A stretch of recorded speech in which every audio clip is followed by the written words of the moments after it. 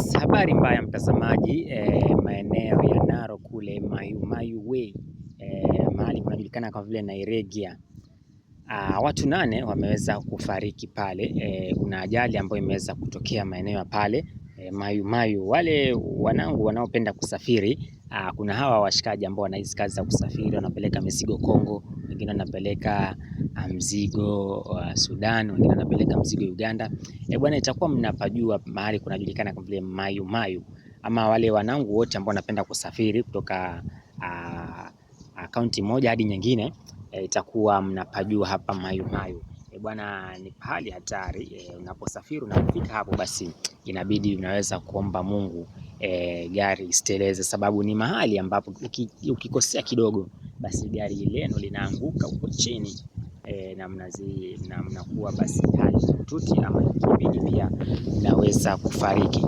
Lakini pia hapo mnapokosea kupishana, basi mnaweza mkafanyisha ajali ambayo ikawa ni ajali kubwa sana, na hata pia kusababisha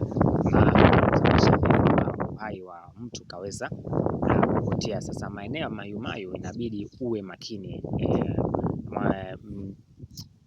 Mtazamaji wangu, kama unapajui Mayu, basi inabidi uwe makini unapofika hapo. Kama ni dereva na unafuatilia habari zangu hizi, basi hakikisha unapofika pale mahali unakuwa makini, ili uweze kupunguza ajali, kwa sababu watu 8 pale kumeweza kutokea ajali na watu 8 wakaweza kufariki hapo kwenye Mayu